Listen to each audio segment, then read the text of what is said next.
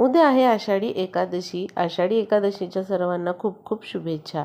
उपवासासाठी आपण नेहमीच खिचडी, साबुदाणा वडे यांसारखे पदार्थ बनवतो, पण आज मी तुम्हाला हा वेगळा उपवासाचा पदार्थ सांगणार आहे. तर नक्कीच तुम्ही उद्या आषाढी एकादशीला हा पदार्थ बनवून बघा. तुम्हाला कच्चे केळ आणि रताळ्यापासून छान असा पदार्थ सांगणार आहे. त्याचबरोबर उपवासाच्या चटणीची रेसिपी शेअर करत आहे, तर व्हिडिओ शेवटपर्यंत पाहावा. इथे 3 कच्ची केळी घेतलेली आहेत. याची देठ जे आहेत ते काढून घेणार आहोत आणि याचे तुकडे करून घ्यायचे आहेत आपल्याला, म्हणजे लवकर शिजतात ही केळी. आता त्याचप्रमाणे रताळ्याचे देखील आपण तुकडे करून घेतलेले आहेत. इथे पाणी गरम करून घेतलेलं आहे, चांगलं उकळून घेतलेलं आहे. त्यामध्ये केळ्याचे काप आणि रताळे टाकायचे आहे. केळी 10 मिनिट आधी शिजवून घ्यायची आणि नंतर रताळी टाकायची. रताळं शिजायला वेळ लागत नाही. तिकडे केळी शिजत आहेत तोपर्यंत आपण मिक्सरच्या भांड्यामध्ये वरई घेणार आहोत आणि त्याचं पीठ करून घ्यायचंय, म्हणजेच भगरीचं पीठ. त्याच भांड्यामध्ये एक वाटण तयार करून घेऊयात. 2 हिरव्या मिरच्या घ्यायच्या आहेत. त्याचबरोबर थोडीशी कोथिंबीर घेणार आहे. कोथिंबीर उपवासाला चालत नसेल आपल्याला तर नाही टाकली तरी चालेल. आणि 1 टेबलस्पून इथे भाजलेले शेंगदाणे घेत आहे.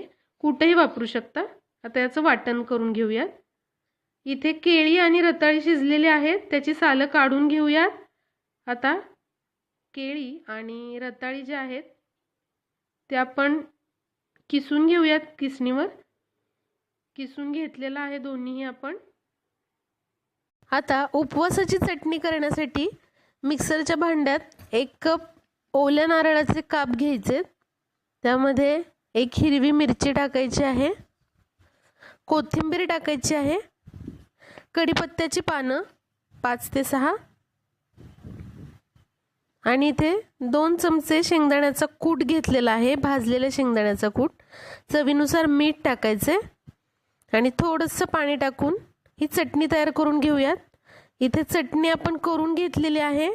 इथे तेल गरम करून त्यामध्ये जिरे आणि कढीपत्त्याची फोडणी या चटणीवर ओतूयात. इथे आपण तूप वापरू शकता. ही चटणी आपली अगदी तयार आहे. आता हे जे कुस्करलेली केळी आणि रताळे आहेत ते एका बाउलमध्ये घेऊयात. हाताने एकदा व्यवस्थित कुस्करून घ्यायचं. त्यामध्ये वरईचं पीठ टाकायचं. लागेल तसं आपण यामध्ये वरईचं पीठ किंवा भगरीचं पीठ ॲड करू शकता. आता यामध्ये जे मिरचीचं वाटण तयार करून घेतलेलं ते टाकायचं आहे. त्याचबरोबर 2 मोठे चमचे शेंगदाण्याचा कूट, चवीनुसार मीठ टाकायचं. आता हे आपण चांगलं एकजीव करून घेऊयात. मिरचीचं वाटण, मीठ व्यवस्थित असं मिक्स झालं पाहिजे.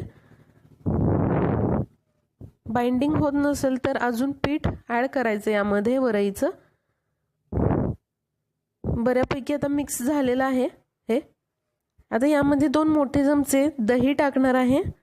दही टाकणं पूर्ण ऑप्शनल आहे. आता याचा घट्टसर असा गोळा तयार करून घेतल्यानंतर याचे छोटे छोटे बॉल्स करूयात. याला तुम्ही कोणताही आकार देऊ शकता, पण मी असं सिलेंड्रिकल दिलेला आहे. इथे तेल गरम केलेलं आहे कढईमध्ये. त्यामध्ये हे बॉल सोडूयात आणि हे मध्यम किंवा मंद आचेवरच तुम्हाला तळून घ्यायचे आहेत, म्हणजे आतपर्यंत छान असे ते शिजतात आणि वरून मस्त क्रिस्पी होतात. आता हे काढून घेऊयात कटलेट्स. आता इथे बघा, हे जे कटलेट्स आहेत ते तयार आहेत. चटणी आहे उपवासाची, तीही तयार आहे. मस्त लागतात हे, खूप अप्रतिम होतात हे कटलेट्स आणि चटणी देखील खूप खूप सुंदर लागते. तर नक्की ही रेसिपी करून पहा. आवडली तर नक्की कळवा आणि रेसिपी लाईक शेअर करायला विसरू नका.